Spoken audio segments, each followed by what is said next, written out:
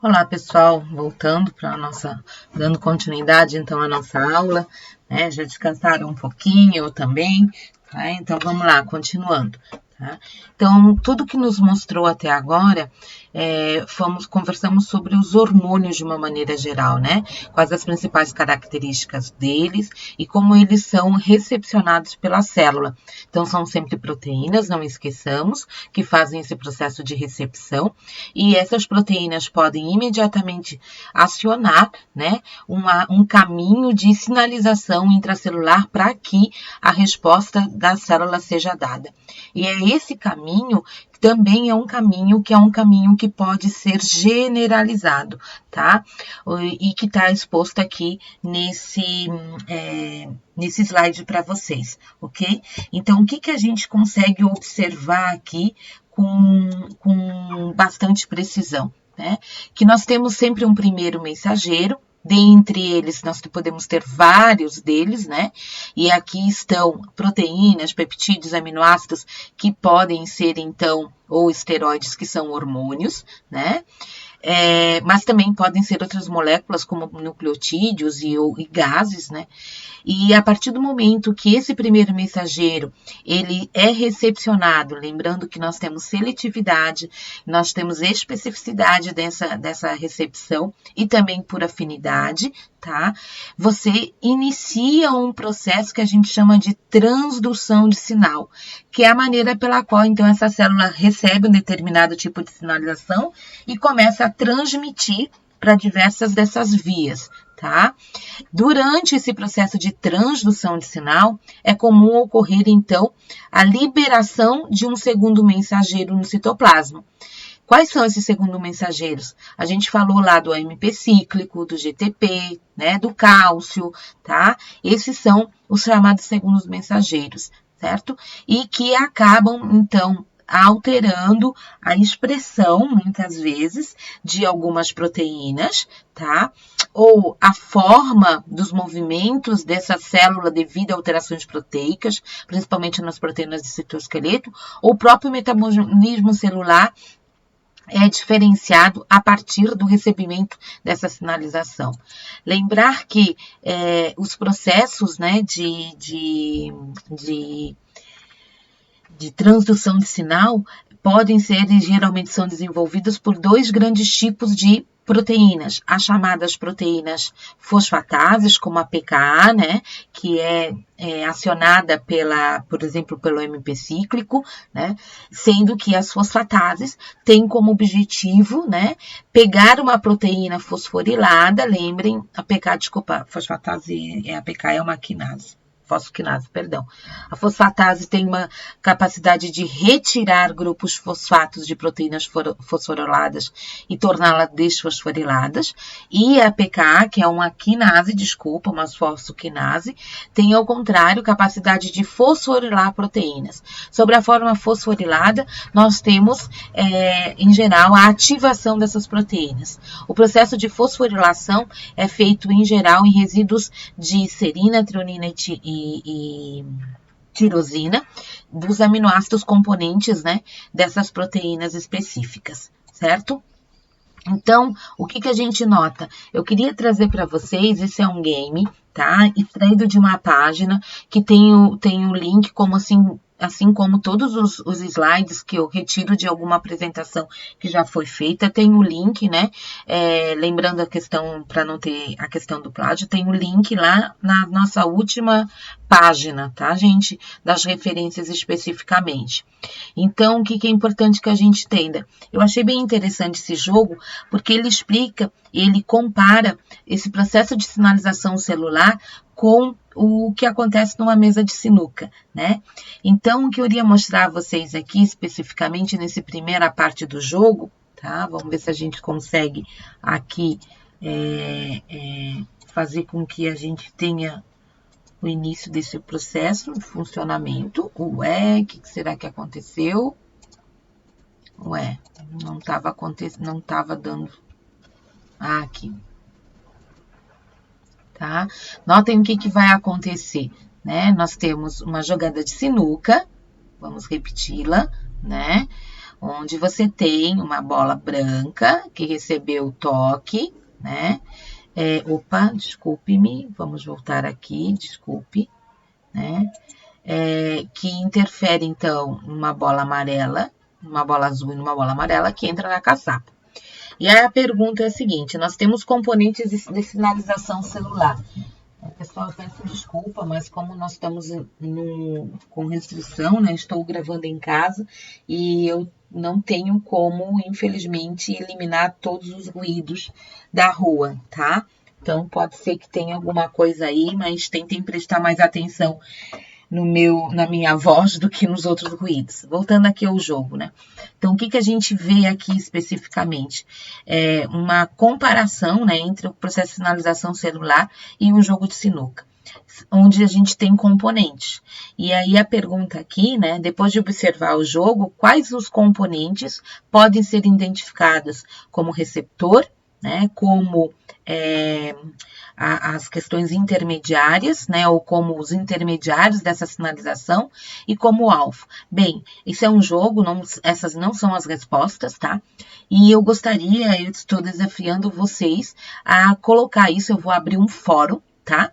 E vocês, em cima desses componentes que vocês estão vendo aqui, então, que são a bola branca, a bola vermelha, a bola amarela e a caçapa, e além do próprio taco, quais seriam os componentes associados ao receptor, aos intermediários e ao alvo, tá? Então, isso vocês devem colocar lá no fórum e depois a gente vai fazer a correção, certo, povo? Lá no fórum do EVA. Tá? Quem está assistindo o vídeo e não faz parte das minhas turmas e que gostaria de comentar, né, embaixo desse vídeo, fique à vontade, que assim que eu ver os comentários, eu respondo se está certo ou não. Tá? Bem, ainda participando desse primeiro game aí, né, existem outras questões desse site que eu já vou disponibilizar depois, não esqueçam, né, eu só não estou botando aqui para que não tenha, obviamente, a questão do aluno correr lá e ver qual é a resposta, que o objetivo é realmente pensar, né, uma vez que a gente entende quais são os componentes desses eventos, né, como é que a gente vai observar esse processo, né, da liberação do sinal do receptor, né, quais são os componentes associados a isso, tá? Da interação com o alvo para obter a resposta e do próprio engajamento, né, do sinal com o receptor. Como é que é visto, né, nesse link, né, nessa parte do anterior aqui, todos esses processos. Tá, gente? Então, tentem responder também, isso vai ser aberto lá para que vocês respondam, certo? Bem, esse é um game 2. No game 2, existe uma situação em que demonstra algo muito importante, que existe uma relação dos receptores com os intermediários, tá? Essa relação, a gente vai observar que ela é diferenciada, tá? Então, deem uma olhada aqui. Certo? Notem o seguinte, tá? O que acontece à medida que você inicia uma sinalização celular, tá? Então, notem que quantos receptores nós temos e quantos nós temos de intermediários, tá? Qual é essa relação, né, do receptor? Ela vai ser igual a 1, tá? Se a gente fizesse essa divisão entre número de receptores e número de intermediários e receptores, ela vai ser igual a 1, ela vai ser maior do que 1, né? Progressivamente maior do que 1, ou ela vai ser progressivamente menor do que 1, ou ela não vai existir, tá? Essas seriam as possibilidades aí de respostas. Vou repetir, tá? Vou observando o que normalmente pode acontecer a partir da liberação do sinal pelo receptor no interior celular, tá? O que a gente vê em relação ao número de intermediários e dos receptores. Isso é igual a 1, tem um receptor para um intermediário. Eu posso ter vários intermediários para um receptor, o que mostra que é progressivamente maior do que 1 nessa relação. ou eu sempre tenho mais receptores do que intermediários, o que levaria, obviamente, a uma questão de diminuir, né, progressivamente menor do que um, tá? Ou não existe relação entre intermediários e receptores, tá? Então, também no fórum isso vai ficar aberto para vocês responderem, tá? E o último game aqui, que seria o game 3, né, falaria do exemplo de malfunção, né, que pode acontecer, tá? Então, em alguns casos, notem o seguinte, a bola amarela está sinalizando, né, essa alteração. O que está de errado nesses eventos aqui? O que não funcionou? Não funcionou a sinalização, não funcionou a recepção, não funcionou a transdução especificamente, tá? O que não está funcionando? O processo de liberação desse sinal, que culmina lá na modificação, o que não está funcionando, tá? São três games que eu gostaria que vocês revissem, né? E das quais eu vou abrir um fórum lá para que vocês respondam, certo? Vamos extrapolar um pouquinho, vamos comentar mais um pouco para que vocês consigam até responder isso com um pouquinho de mais facilidade, tá? Bem, então, após, né, olha só, após você ter uma recepção de um sinal, né, de um ligando, de um hormônio, pela uma proteína receptora, em geral, né, você observa, então, um evento que culmina na produção de segundos mensageiros, que, como a gente falou, o AMP cíclico, o GMP, o cálcio e IP3 são segundos mensageiros. E existe uma cascata de sinalização com uma amplificação de sinal. Ou seja, para cada molécula, isso aqui é uma estimativa, claro, tá, gente?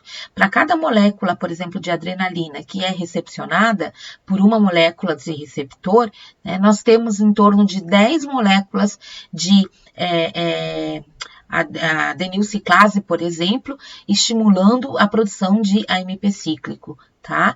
Esses são produzidos em torno de 200 moléculas de AMP cíclico, que vão ativar, né, pelas PKAs, né, pelas as quinases da vida, em torno de 100 moléculas diferentes de proteínas, que por sua vez vão ativar mais 1000, que vão ativar um processo metabólico, uma reação de mais de 1000 moléculas, tá? Isso ao final, nesse exemplo especificamente, você pode ter, por exemplo, uma célula lá do fígado, né? Uma célula de músculo, do fígado liberando glicose no sangue. Tá? E são mais de 100.000 moléculas. Então, o que a gente nota aqui em relação a essa figura? Que você realmente tem uma alteração, né? Uma relação entre receptor e sinalização intracelular, mas que você tem uma amplificação. Então, os intermediários são sempre em maior quantidade do que o que a gente veria em relação ao número de receptores, tá? Então, existe uma difusão possível em todos os compartimentos celulares, que vão desde o início lá perto da membrana até o próprio interior nuclear, tá? É claro que a gente tem que imaginar que lembrem que uma célula ela pode estar recepcionando mais do que um sinal ao mesmo tempo. E podem haver comunicação cruzada, tá? Pode ocorrer? Pode, tá? Pode também ter integração com outros sinais, ampliando ainda mais essa resposta? Pode. Então, todos esses processos, a célula, obviamente, tem que modular para que se crie uma situação em que ela não seja posta em coisas contrárias. Por exemplo, ela está recebendo a insulina que está fazendo com que ela retenha glicose e a adrenalina que está fazendo com que ela libere, né? Qual sinal aí que ela vai realmente seguir, né? Então, normalmente que a gente vê que a célula modula essa recepção de acordo com, às vezes, inclusive, a quantidade, né, de sinais que estão sendo liberados, certo, pessoal? Então, aqui é literalmente um mapa conceitual mostrando um pouquinho de tudo que a gente viu até agora, tá? Então, nós temos células produtoras de hormônios que são classificadas de acordo com a distância com o que elas produzem, em substância parácrina, substância endócrina, né? Ou, se for um neurônio, uma substância neural ou autócrina, né? Esse sinal, que é o primeiro mensageiro, que é o hormônio, né? Ele vai chegar a uma proteína receptora, que pode estar intracelular, para os hormônios associados a um único aminoácido, aos hormônios do colesterol e do aminoácido arginina, tá? Ou podem estar na superfície, na membrana, tá? Como os canais iônicos, os receptores enzimáticos, como as tiroquinases, tá? Ou as proteínas GPCRs, que estão ligadas às proteínas Gs, e a guanililciclase. Nesse caso, a gente vai ver uma possibilidade de transdução de sinal com a formação de segundo mensageiros, que estão aqui determinados para vocês em cada um desses tipos de receptores, tá? Bem, a partir do momento que ocorre, então, essa relação do hormônio com a célula, nós vamos ter uma resposta. E essa resposta, então, depois disso, vocês têm que ter muito claro que depende de uma série de condições. Primeiro, da presença, do número, da atividade e do estado de ocupação dos receptores. É claro que, né, o número varia. E lembrem, a célula tem capacidade de alterar esse número, tá? Então, ela pode aumentar a sensibilidade a um determinado hormônio, translocando esses receptores para a célula, e pode retirar receptores da membrana, e aí, obviamente, ela dessensibiliza essas células. Tá? Estado de ocupação, é claro que se eu tenho um para um, enquanto esse um está ligado, obrigatoriamente, não pode estar ligado a outro, né? E, além disso, o próprio metabolismo de ativação e inativação do hormônio na célula. Então, lembrem que tem algumas proteínas que inativação de um hormônio, como é o caso das proteínas, os receptores de GPCRs, né, ligados à proteína G, que tem as partes estimulantes e as partes inibitórias. Tem umas que dependem exclusivamente essa perda de afinidade pelo receptor, tá? Outra coisa, presença de outros fatores no interior da célula, que são necessários à resposta hormonal. Então, não adianta eu ter o hormônio, ter o receptor, e não ter as fosfatases ou as quinases da vida, que são associadas à transdução de sinal, né? Ou a incapacidade de produção de AMP cíclico, por exemplo, ou de fosforilação, tá? Então, sim, dependemos de outros fatores, sem ser só o hormônio e o receptor, tá? Estimulação e inibição do receptor em consequência com uma interação com o ligando. Tá? Então, notem, a gente falou da questão da especificidade. Nós temos algumas moléculas agonistas e antagonistas, tá? Que podem alterar essa resposta celular. Tá? E a questão da dessensibilização pós-receptor, tá? Que inclui a inibição do mesmo. Então, o que a gente vê aqui? Né? Depois da recepção, você pode ainda ter dessensibilização? Sim. Tá?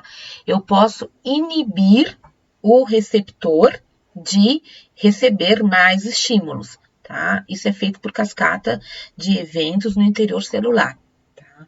E normalmente associado a uma necessidade celular também. Tá? Quando tudo funciona bem, né? Então, quando todos esses determinantes estão ok, nós vamos ver várias funções nas celulares alteradas, como proliferação, né, a capacidade de especialização, de interação celular e o próprio movimento celular acontecendo, certo?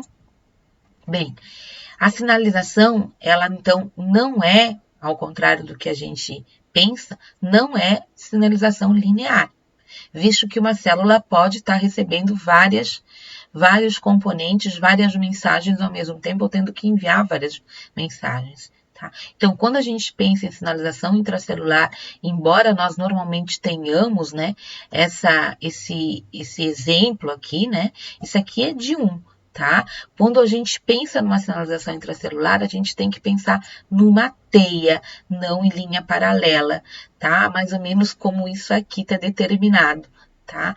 Então, notem aqui, eu tenho essas possibilidades, né, de receptores e todas essas alterações provocadas na célula que podem levar a vários caminhos vários caminhos levam, às vezes, a um único alvo, ou um único alvo acaba sendo base, né, ou determinante para alterar vários caminhos. Certo, gente? Então, essa é a visão que a gente tem em relação à sinalização intracelular. Tá? Aqui é um exemplo do que pode estar acontecendo. Aqui nós temos canais de íons, né?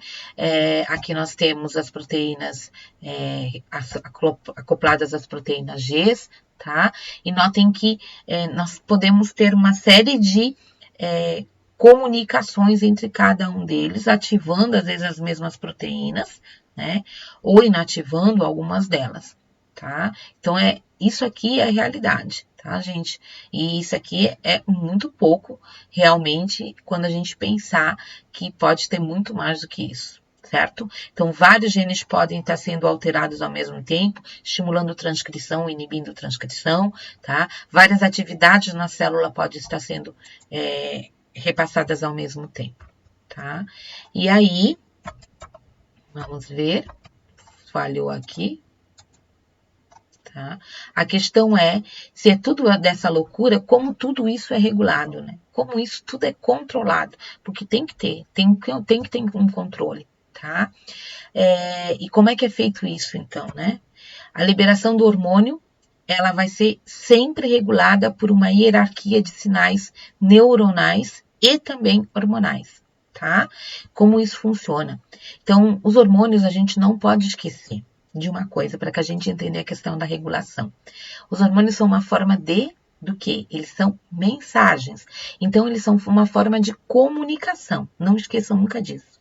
Sempre que a gente envia uma mensagem, sempre que a gente envia uma mensagem, o que a gente espera, gente? Sempre isso mesmo, sabia? Uma resposta, né?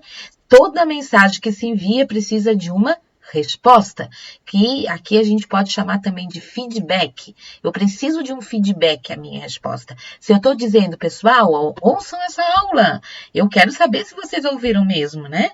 Então, quando vocês me responderem lá no fórum algumas questões que eu estou fazendo aqui para vocês, ou quando vocês entrarem lá no fórum ou no mural e me especificarem algum tipo de dúvida, então isso eu sei que vocês estão realmente ouvindo, estão me dando um feedback, tá? Em relação a como uma célula recebe um feedback, né? Como uma célula de glândula pode receber, ou uma célula esparsa que está produzindo sinal, pode receber um feedback. Tá? Bem, essas respostas, quando a gente pensa em controle de produção hormonal, elas também são conhecidas como retroalimentação. E nós temos dois tipos de feedback ou retroalimentação associados ao hormônio. O feedback simples e o feedback complexo, ou a resposta simples e a resposta complexa. Na resposta simples, nós temos normalmente uma alteração, tá? Na célula, que leva à produção de eletrólitos ou de fluidos biológicos que são percebidos pela célula e que acabam, então, fazendo com que haja uma diminuição na produção do hormônio. Não entendi. Vamos lá, vou dar um exemplo clássico, tá? Esses dois hormônios, o paratormônio e a calcitonina, são produzidos respectivamente pela paratireoide e pela tireoide, né? As células C ou parafoliculares da tireoide. De uma maneira bem simplista, a regulação na liberação desses hormônios pela tireoide, é baseada na concentração de cálcio circulante. Sempre que eu tenho um aumento no nível de cálcio no sangue, tá? Nós temos um estímulo da tireoide para produzir e liberar calcitonina, tá? Então, o aumento no cálcio leva a tireoide a liberar a calcitonina. O que vai fazer a calcitonina? Ela vai ser responsável por retirar ou por estimular a retirada desse excesso de cálcio do sangue para onde? Para dentro dos nossos ossos, né? Imobilizando ele lá na matriz óssea. Ela vai fazer com que haja uma diminuição da absorção desse cálcio lá no intestino, permitindo então que eu não exceda o nível, tá? e eu também diminuo a absorção de cálcio lá no rim, para evitar, ou se tiver muito excesso, o rim pode inclusive eliminar cálcio na urina, para que isso não fique sendo retido dentro do nosso sangue. À medida que isso vai acontecendo, aquela quantidade alta de cálcio vai diminuindo. À medida que isso vai diminuindo, o que vai acontecer com a calcitonina que está sendo liberada? Também vai diminuindo, tá? Então, a calcitonina só é liberada quando o cálcio está alto. Diminuindo o cálcio, diminui a calcitonina. Quando, ao contrário, o cálcio está abaixo do nível normal no sangue, o que vai acontecer? Isso é um estímulo para a liberação pelas paratireoides do PTH, do paratormônio. O paratormônio, então, ele vai ter a função de retornar à normalidade. Então, vejam, por isso que a gente tem lá nos exames sempre, né, uma faixa de normalidade. Então, quando abaixa, dentro dessa faixa de normalidade, o paratormônio, ele vai estimular a saída de cálcio lá dos nossos ossos, vai aumentar a possibilidade de absorção nos nossos rins e vai diminuir o processo de eliminação de cálcio nos nossos... vai aumentar a absorção de cálcio lá nos nossos intestinos e vai diminuir a eliminação de cálcio nos nossos rins, tá? É claro que ele vai interferir o quê? Mecanismos celulares em cada um desses, tá? Então, por exemplo, o paratormônio, ele é um estimulante ele é inibidor de uma célula que a gente tem lá no osso, que a gente chama de osteoblasto. O osteoblasto, ele aumenta a deposição de cálcio no osso. Então, quando eu inibo ele, obrigatoriamente, o cálcio já vai ficar mais retido na parte externa. E em algumas situações, o osteoblasto inibido, ele acaba ativando uma outra célula chamada de osteoclasto, que faz realmente retirada de cálcio da matriz e libera isso. Então, nunca esqueçam, gente, que todo mecanismo de metabolismo de vida é determinado por alterações celulares. Tá? Então, não é o osso que libera, né? São as células ósseas que, sob estímulo, vão ou liberar ou vão manter, certo? Então, o exemplo aqui é exatamente que a presença de uma substância vai interferir, tá? Isso acontece também com a insulina e com o glucagon. Não esqueçam que a insulina, ela só é produzida, tá? Quando você tem um aumento na concentração de glicose no sangue. Tá? A alta taxa de glicose estimula, então, as células beta-pancreáticas a liberarem insulina. O que faz a insulina? Então, ela só é liberada quando a glicose está alta. Qual é a função da insulina perante as células? Né? Fazer com que as células recolham essa glicose em excesso para que ela retorne ao normal. Tá? Quando isso acontece, né, por exemplo, lá no fígado, quando a insulina estimula o armazenamento em forma de glicogênio, a tendência é que você pode ter uma baixa dos níveis de glicose. Quando isso acontece, a baixa no nível de glicose inibe as células beta, mas ativa as células alfa na produção de glucagon, que faz o contrário, tá? Então, como é que o nosso corpo mantém a tal da homeostasia, né? Nesses valores de referência normais aí. Aqui, fazendo esse balanceamento entre produção de insulina e glucagon, de PTH e calcitonina, tá? São, digamos, mecanismos de regulação que a gente conhece como regulação simples, certo? Bem, entretanto, nós temos a maioria dos nossos hormônios, eles não trabalham com essa regulação ou retroalimentação simples. Elas são tipo complexa, onde você tem uma resposta associada com os hormônios que são produzidos ou liberados sob estímulo hormonal, tá? Então, aqui a gente tem o exemplo clássico do que acontece com a maioria aí, que são os hormônios associados ao eixo hipotálamo hipofisário. O que é o hipotálamo? Lembrando que o hipotálamo, ele é um conjunto de neurônios cuja função não é transmitir neurotransmissores, mas eles são neurosecretores, ou seja, eles são produtores de hormônios, tá? E lá no hipotálamo ele é dividido em núcleos, né? E cada um desses núcleos, ele tem uma relação direta com um órgão abaixo dele, que é, como vocês já devem ter estudado lá na na anatomia, a hipófise. A hipófise, ela é uma glândula, uma das menores glândulas que nós temos no nosso corpo, mas mesmo assim ela tem mais ou menos o tamanho de uma ervilha, mas mesmo assim ela é chamada de glândula mestra, uma vez que ela tem capacidade de produzir uma série de hormônios que controlam diferentes funções metabólicas no nosso corpo. Só que a hipófise, ela é regulada por hormônios do hipotálamo. Tá? Então, nós temos alguns desses, digamos, núcleos hipotalâmicos, né, que estão presentes principalmente no dorso mediano, núcleo dorso mediano, dorso ventral e infundibular, tá? Que começam a produzir ou que produzem hormônios que caem num sistema que a gente chama de sistema porta, tá? Esses hormônios são conhecidos normalmente como hormônios liberadores, que são hormônios estimuladores de quem? Nesse sistema porta, todos esses hormônios vão agir especificamente dentro ou em células endócrinas de uma região da hipófise chamada adenohipófise. A adenipófise, uma vez recebendo esses hormônios liberadores, acaba, então, sendo responsável por produzir hormônios a partir deles. Como assim, professora? Então, aqui é um exemplo. Por exemplo, nós vimos isso lá na embriologia. O hipotálamo produz um hormônio liberador de gonadotrofinas, que é o GnRH. Quando esse hormônio chega na hipófise anterior, a hipófise vai, então, liberar as gonadotrofinas. Quem são as gonadotrofinas? O hormônio LH e o FSH, tá? Se a hipófise liberar, o hipotálamo liberar o hormônio liberador de prolactina, quando a nossa hipófise receber esse hormônio, ela vai produzir e liberar a prolactina. Tá?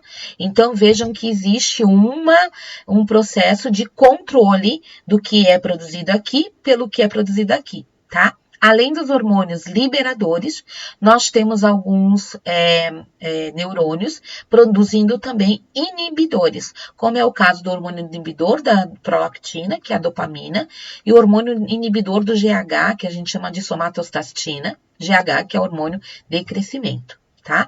Então, notem que aqui você tem uma maneira de regular. Tá, mas vamos lá. Como é que o hipotálamo, né, ele vai saber que a nossa hipófise recebeu a mensagem dele? Tá? Quando a prolactina, por exemplo, cai no sangue, ela vai chegar também ao hipotálamo. Então, a presença da prolactina no sangue vai dizer para aqueles neurônios que estavam fazendo e produzindo e liberando o TRH, né, que é o liberador de prolactina, para parar, tá? Já estou liberando prolactina, não precisa mais enviar mensagem, tá? Então, o que vai ter? Essas células vão diminuir a produção do TRH até, né, nova ordem. Até a nova ordem, quando não tiver mais hormônio de prolactina circulante, você vai ter produção, né, estímulo para liberação de prolactina novamente. E assim sucessivamente, certo? Bem, a prolactina é um exemplo de hormônio que tem ação lá na nossa mama, né? Então, um exemplo, né? E ele está envolvido literalmente nessa questão de controlar, por exemplo, a excreção ou a produção de leite, tá? Bem, outros hormônios, né, são associados a esse eixo hipotálamo, hipófise, glândula, tá? E aqui a gente tem alguns exemplos para vocês, como é, por exemplo, o que acontece quando a gente tem uma situação real de perigo. Né? Sempre que isso acontece, vejam que o hipotálamo, por sua vez, ele vai ser sempre controlado por sinais neuronais ou sinais sensoriais, tá? Como o perigo, a fome, a diminuição de alimento, o excesso de alimento, a composição do líquido do sangue que chega nele, a pressão desse sangue, tudo isso são sinais sensoriais para o hipotálamo. Então, vamos imaginar numa situação de perigo.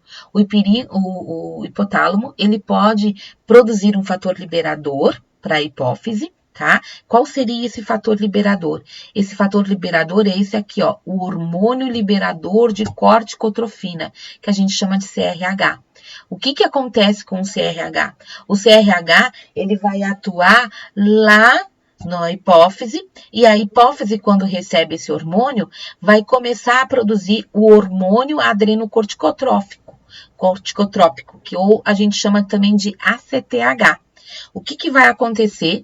O ACTH, ele vai chegar numa glândula que a gente chama de glândula adrenal. Lá na adrenal, a glândula, sob o efeito da CTH, começa a produzir um hormônio chamado adrenalina. Então, a presença da adrenalina, né, vai chegar nos tecidos alvos e a gente vai ficar naquela situação de luta e de fuga, mas a presença da adrenalina também chega tanto na hipófise quanto no hipotálamo. Dizendo, olha, seguinte, eu tô aqui, já tô fazendo a função de cuidar desse corpo em relação ao perigo iminente, então vocês podem baixar a quantidade de CRH e STH produzidos, certo? Então, olhando para isso aqui, a gente vai observar que uma glândula, ela acaba exercendo ou dando respostas sobre a forma de secreções, né, hormonais, muitas vezes, para outra, tá? E aí, olhando esse eixo hipotalâmico, a gente consegue observar alças de retroalimentação. Quando a gente vê, né, que essa relação do hipotálamo e da hipófise, especificamente da adenihipófise, esse feedback que é formado especificamente aqui, tá? É chamado de alça ultracurta. Então, quando os hormônios hipotalâmicos inibem a sua própria síntese e secreção, você tem o que a gente chama de alça curta. Quando você vê os hormônios da adenihipófise exercendo controle sobre o hipotálamo, a gente chama isso de alça curta. Tá?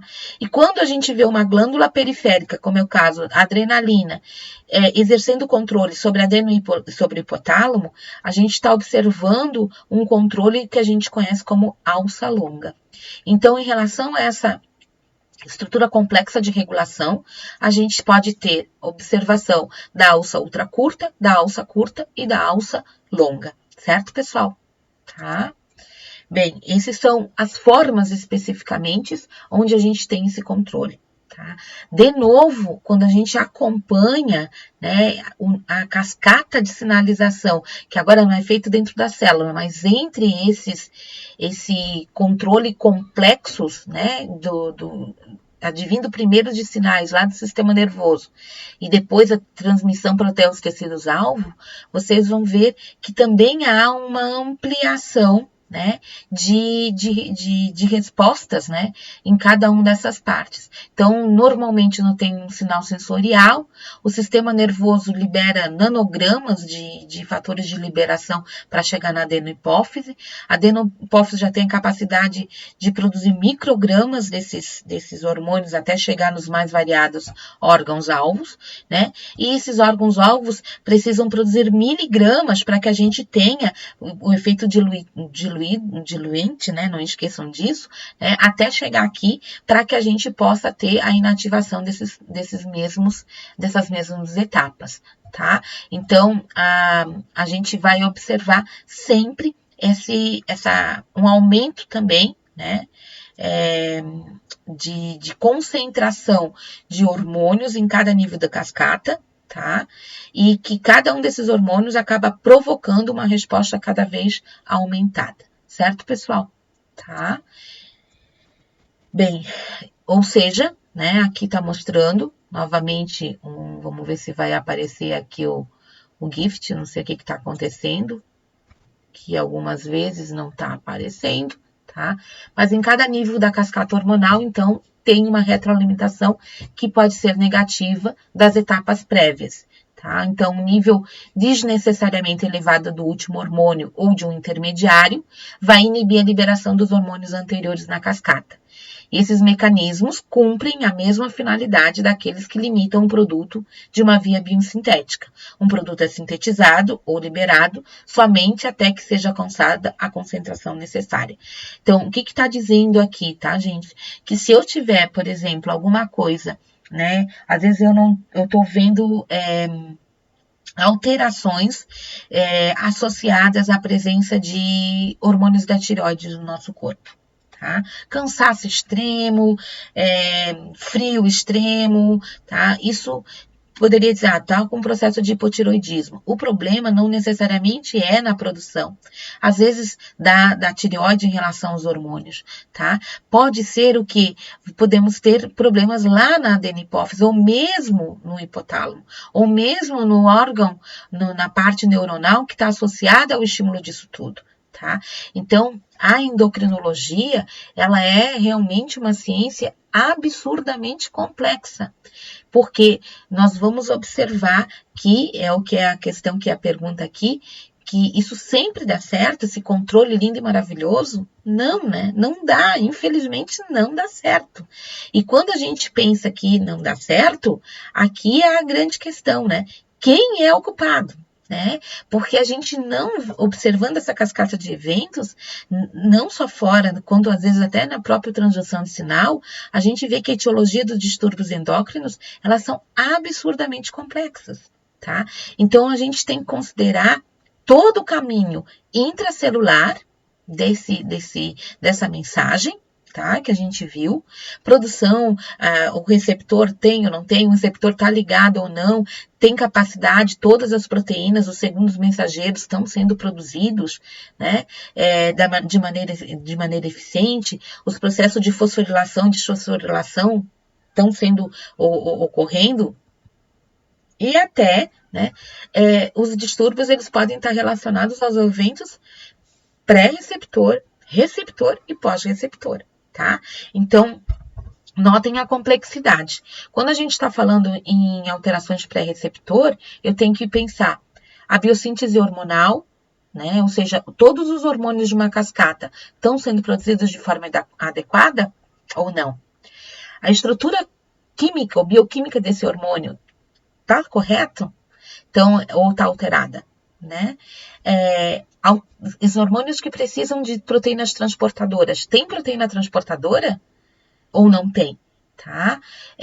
Nós às vezes também temos, quando a gente pensa em pré-receptor, uma outra a considerar, que é a produção ectópica de um determinado hormônio. Por exemplo, o que está mostrando aqui, alguns tumores neuroendócrinos, eles têm capacidade de produção, lá no nosso túbulos digestivos, tem capacidade de produção de ACTH. O ACTH é um hormônio hipofisário. Como é que um hormônio, uma célula tumoral lá do sistema digestório tem produção? Notem que ela vai envolver, né, a liberação desse ACTH, que vai agir lá na glândula adrenal, na produção de adrenalina, de cortisol, sem ter um evento inicial, que é o evento correto. Tá? Então, tudo isso tem que ser levado em consideração. Tá? A questão do receptor, ele tem uma estrutura química correta ou está alterada? Tá? Não esquecer das alterações no turnover. O que é o turnover? Né? É aquela entrada e saída, translocação que é feita pela célula de colocar ou tirar esses receptores da membrana. Ele está sendo realmente ativo ou ele está sendo incapacitado de ser ativado? Tá? Ou ao contrário, o problema pode ser na incapacidade de inativação. A afinidade é tão forte por um agonista, por exemplo, que superestimula uma célula, né? Então, isso é capaz de ser pensado também. E no pós-receptor, é todo o erro nessa cascata bioquímica, tá? E os defeitos na produção das próprias enzimas, certo? Então, como é que todos esses problemas podem ser solucionados? Ou melhor, podem ser detectados, tá? Absurdamente complexo, ou tanto quanto complexos são os motivos pelos quais você tem um desequilíbrio endócrino, também, obviamente, os testes laboratoriais em relação a isso, tá? Então, os testes laboratoriais para detecção de distúrbios endócrinos, eles sempre têm dois objetivos. Primeiro, determinar se o sistema está funcionando anormalmente, então, tem ou não um problema, né? Eu tô com um sintoma, tô tendo problema hormonal ou não. E a segunda, e mais importante, é localizar o defeito funcional, ou seja, se é pré-receptor ou pós-receptor, tá? não podemos esquecer que para a gente fazer esses testes, os níveis hormonais, eles induzem respostas fisiológicas relevantes no tecido-alvo. E isso é observado a partir de testes que são chamados de testes de imunoensaio, tá? Então, a gente faz medição da concentração desses hormônios, tá? E isso é importante que se faça quando você tem um distúrbio associado a um mecanismo de controle complexo, não só o hormônio que pode estar faltando, né? Então, eu estou com um aumento de glicemia, vou lá só ver insulina? Não, eu vou ter que ver outras coisas. Ah, eu tô com um problema associado ao estresse, eu tô com cortisol elevado. Será que o meu problema é na produção do cortisol ou na produção do ACTH ou do CRH? Então, eu tenho que não só medir o hormônio trófico, mas todos os anteriores dentro da cascata, tá? Então, no mínimo 2 pontos da alça de retroalimentação para a gente localizar o defeito funcional. Tá? E outra coisa que tem que ser observado é a instabilidade do hormônio, tá? Lembrar que os hormônios peptídicos, eles são muito instáveis. Então, se eu estou vendo, por exemplo, o óxido nítrico, é muito difícil de fazer análise de óxido nítrico. Ele é extremamente aí, né, complicado. Tá? Alguns outros, as amostras então sanguíneas devem ser colhidas em tubos de gelo que inibem proteases que podem estar envolvidas nessa instabilidade. Tá? Outra coisa, se um hormônio tem um ritmo circadiano, tá? Ou um outro tipo de ritmo, também tem que ser observado. Então, por exemplo, na testosterona. A testosterona, a gente sabe que existe um pico de produção logo de manhã. E depois ela tende a diminuir. Então, eu sei que tem um ritmo. Então, o que normalmente se pede? Para que os homens façam a coleta da testosterona nas primeiras 2 horas logo após acordarem. Tá? Eu sei que a insulina, ela tem picos logo depois da alimentação, né? Eu sei que, por exemplo, o cortisol também é usado principalmente na coleta matinal, tá? Eu sei que eu tenho uma meia-vida útil diferenciada. Então, aqueles que têm meia-vida muito pequena, é mais difícil de você detectar do que aqueles que têm meia-vida maior. Tá? Então, a questão da pulsatibilidade também. Então, a gente vai ver que tem alguns hormônios, como o GNRH, o FSH-LH, que podem ter pulsos de produção.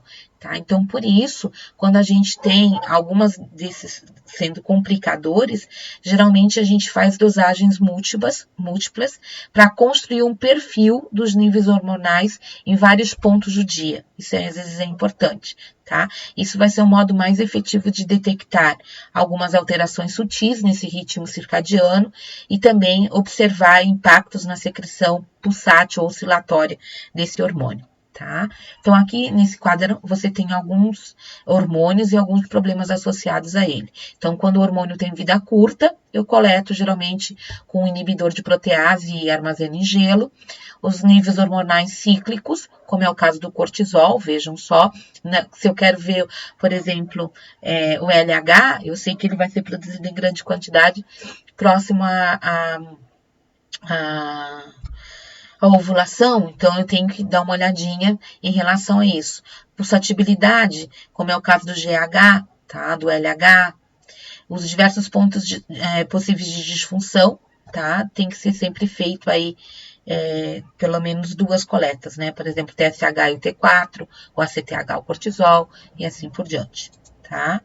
Então, aqui vocês têm um esquema. Uma outra forma de fazer uma análise de alterações endócrinas é fazer o que eles chamam de teste provocativo. O que seria isso? Nesse caso, os níveis hormonais, eles são medidos não só no estado de repouso, mas a partir de um estímulo que vai ser dado à glândula, na tentativa de avaliar a capacidade de resposta a ela. Tá? Então, isso é, por exemplo, muito utilizado para ver as curvas de glicemia, né? Não sei se alguém já fez, mas a gente pode estimular a liberação de insulina com a administração de glicose. tá?